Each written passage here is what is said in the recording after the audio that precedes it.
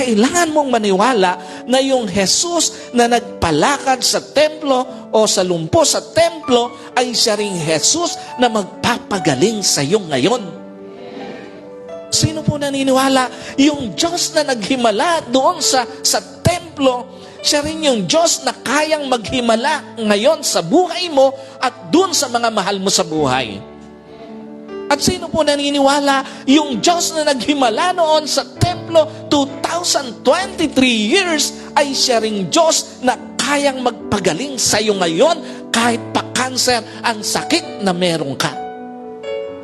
At sino po naniniwala? Yung Diyos na naghimala noon sa templo ay siya ring kayang magtanggal ng hindi natanggal na sakit ng tao sa iyo. Tandaan niyo po, gaano mang kalayo ang panahon mo sa panahon ng Diyos, doon sa himala, sa templo, kayang-kaya kang abutin ng kamay ng Diyos. Gaano mang kalayo ang panahon mo sa panahon ng himala sa templo, kayang-kaya kang abutin ng himala ng Diyos. At gaano mang kalayo ang panahon mo sa himala sa panahon doon sa templo, kayang-kaya kang pagalingin ng kapangyarihan ng Diyos.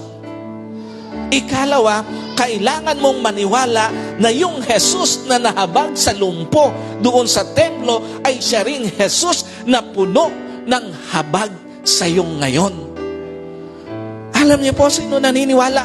Habag lang naman talaga ng Diyos. Bakit pwedeng gumaling ang isang tao? Totoo ba yan? Grasya lang naman talaga ng Diyos. Bakit pwedeng gumaling ang isang tao? Lalo na doon sa mga antingin ng tao, imposible nang gumaling. Alam niyo po, again, lahat ng ito ay habag lang ng Diyos. Yung pagpapagaling ng Diyos sa cancer, yung pagpapagaling ng Diyos sa hindi napagaling ng mga doktor, yung pagpapagaling ng Diyos sa mga hindi na kaya ng mga gamot o medisina, lahat ng ito ay dahil doon sa habag ng Diyos.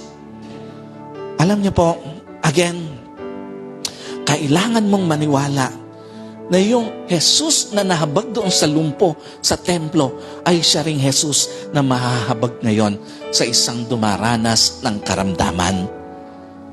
Alam niyo po, hindi lang paghihimala ng Diyos ang hindi nagbabago, maging ang pagmamahal ng Diyos. Totoo po ba? Hindi lang ang pagpapagaling ng Diyos ang hindi nagbabago, maging ang habag ng Diyos at maging ang paglingap ng Diyos. Ano ibig sabihin nito? Maniwala ka sa panahon ng matinding karamdaman mo, hindi kukulangin ng pagmamahal ang Diyos sa iyo. Maniwala ka sa panahon ng matinding karamdaman mo, hindi kukulangin ng habag ang Diyos sa iyo. At maniwala ka sa panahon ng matinding karamdaman mo, hindi kukulangin ng paglingap ang Diyos sa iyo. And another thing, for us to be able to receive God's miracle healing, believe God can do it alone. Maniwala ka, kayang-kaya ng Diyos yan. Sa ganang sarili ng Diyos, kaya kang pagalingin ng Diyos.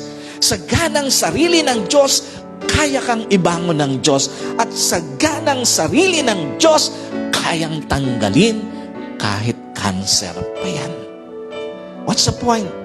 Una, mas makapangyarihan ang paniniwalang ang Diyos ay sapat na.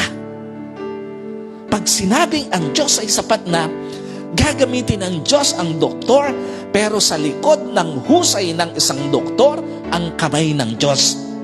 Pag sinabing ang Diyos ay sapat na, gagamitin ng Diyos ang medisina, pero ang Diyos pa rin sa likod ng husay ng medisina, ang kamay pa rin ng Diyos ang magpapagaling. At pag sinabing ay ang Diyos ay sapat na, gagamitin ng Diyos ang siyensya, pero sa likod ng husay ng siyensya, ang kamay ng Diyos ang siyang totoong magpapagaling. Anong ibig sabihin daw? Tandaan niyo po, walang paggaling sa buhay mo ang mangyayari nang wala ang kamay ng Diyos. Walang pagbangon sa buhay mo ang mangyayari nang wala ang kamay ng Diyos. At walang paglaya, lalo na sa sakit na kanser, ang mangyayari nang wala ang kamay ng Diyos. Ikalawa, mas makapangyarihan ang paniniwalang ang Diyos ay tapat. Sino po naniniwala? Tapat ang Diyos. At ang katapatan na yon ng Diyos ay pwedeng maging daan para lumaya ang isang tao sa karamdaman. Mas makapangyarihan ang katapatan ng Diyos kaysa anumang karamdaman. Mas makapangyarihan ang karamdaman ng Diyos kaysa anumang malubhang sakit. At mas makapangyarihan ang kapangyarihan ng Diyos kaysa anumang kanser.